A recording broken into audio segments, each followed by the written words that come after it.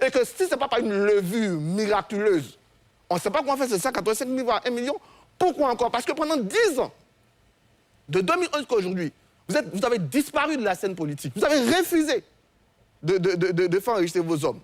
Et quand même, vous avez participé aux élections de 2021, vous avez participé aux élections de 2023.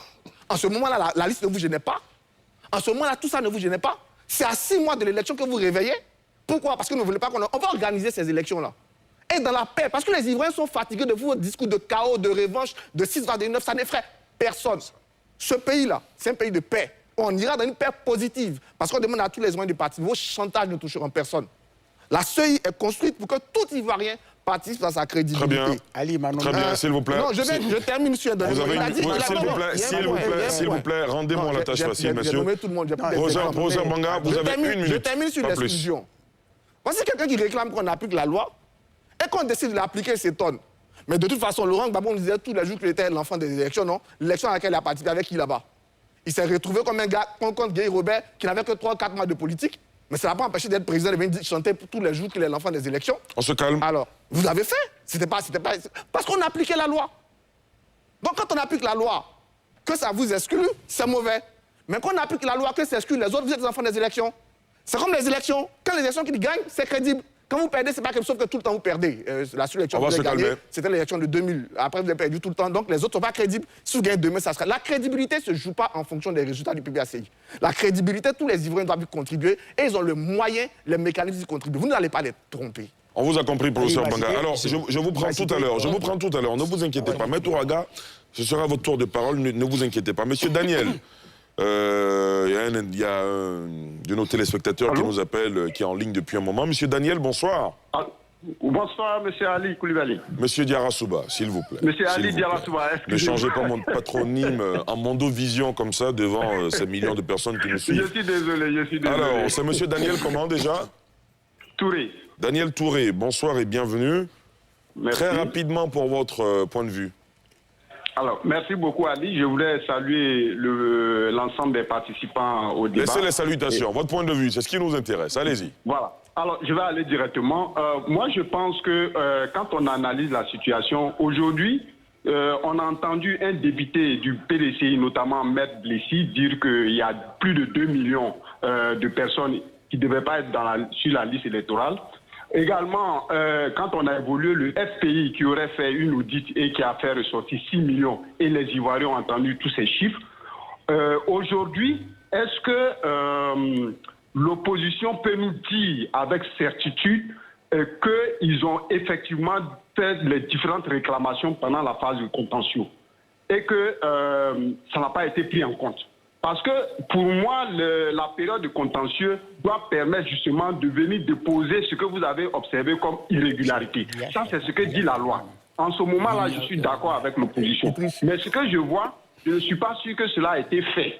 On se focalise sur plutôt qu'il y aurait des irrégularités. Mais un canevas constitutionnel est donné pour poser vos problèmes. Pourquoi ne pas se fier à ce canevas constitutionnel quand on se dit qu'on tient, on obéit à la loi de son pays? Pourquoi ne pas utiliser cette voie que de venir créer d'autres situations? D'accord. Très bien. Mais l'autre chose, par là je voulais terminer, Ali, s'il vous plaît. Terminez rapidement. Pour moi, Ali, je voulais profiter de ce temps d'antenne, ça n'arrive pas toujours, de lancer un appel à la population et surtout à la jeunesse pour dire que nous sommes vraiment fatigués. Et il n'y a jamais eu d'élection où les politiciens eux-mêmes ont accepté d'apporter la paix, sauver des vies. Mais sur les plateaux, ils s'asseyent, ils disent on veut sauver des vies. Pourtant, dans les faits, c'est autre chose qui arrive lorsque les élections arrivent. Donc, je voulais demander à la jeunesse ivoirienne que personne ne sorte pour aller se battre pour qui que ce soit. Ça, vraiment... Personnellement, on a bien compris votre appel. Merci beaucoup, monsieur Daniel Touré, de nous avoir appelé depuis Cocody, me semble-t-il. Maître Ouraga, ensuite, Justin, vous pourrez réagir à l'interpellation de tout à l'heure. Maître Ouraga, allez-y. Monsieur Diarra-Souba, voyez-vous, on aborde la question sous un pan qui, moi, me gêne un peu. Dites-nous pourquoi. Pourquoi? Parce qu'il faut qu'on aille à la source. Le problème, c'est vrai, on l'a déjà relevé.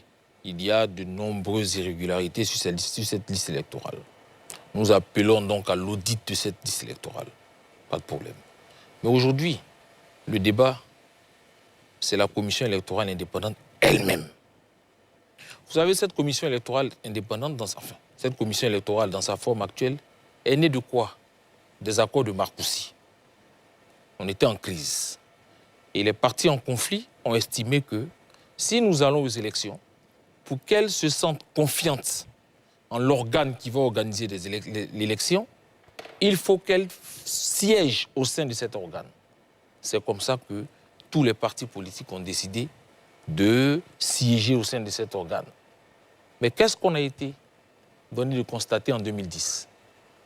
Cet organe auquel on a mis toute notre confiance, on s'est réunis au sein de cet organe, on n'a même pas pu proclamer des résultats, M. Diarra-Souba. Pourquoi? Parce qu'on avait des partisans au sein de cette commission électorale. C'est aussi simple que ça. Vous envoyez des partisans, vous n'aurez que ça, M. Diarra-Souba. C'est les mêmes problèmes qu'on aura.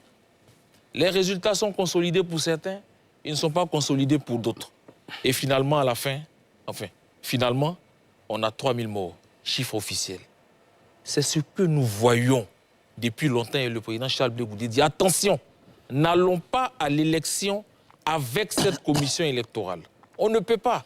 Mais regardez, aujourd'hui, il y a de plus en plus d'indépendants. Il y a de plus en plus d'indépendants. Même pour l'élection présidentielle, il y a des indépendants. Mais quelle garantie on donne à ces indépendants que l'élection sera crédible, transparente, quand ceux qui sont leurs adversaires siègent au sein de cette commission électorale indépendante?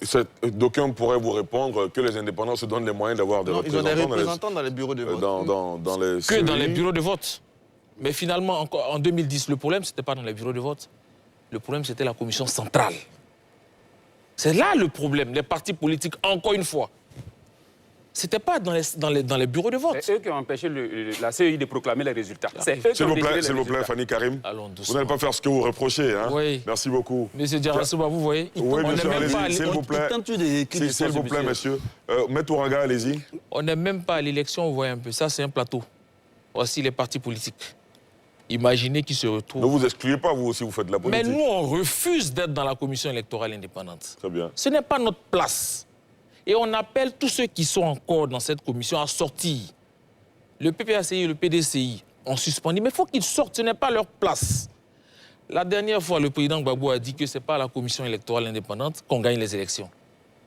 Hier, il a changé. S'il vous plaît. Le président Ouattara... Professeur Banga, s'il vous plaît.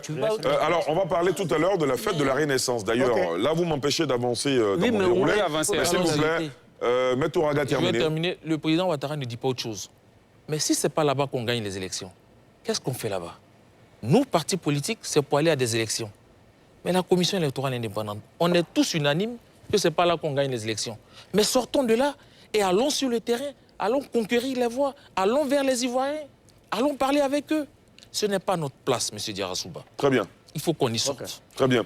Alors, plusieurs milliers de militants du PPACI, votre parti, Blaise Lasme, Justin, se sont donné rendez-vous hier à Dabou, hier samedi 12 avril, à l'occasion de la fête de la Renaissance de ce parti créé en 2021 par l'ex-président Laurent Gbagbo. La candidature de celui-ci à la prochaine présidentielle, l'impartialité de la CEI, on en a longuement parlé dans la première partie de cette émission, et le retrait du PPACI, du PDCI-RDA, des activités de cette instance ont marqué les points forts développés au cours de ce meeting. On va en parler de fond en comble, ce sera juste après cette courte pause.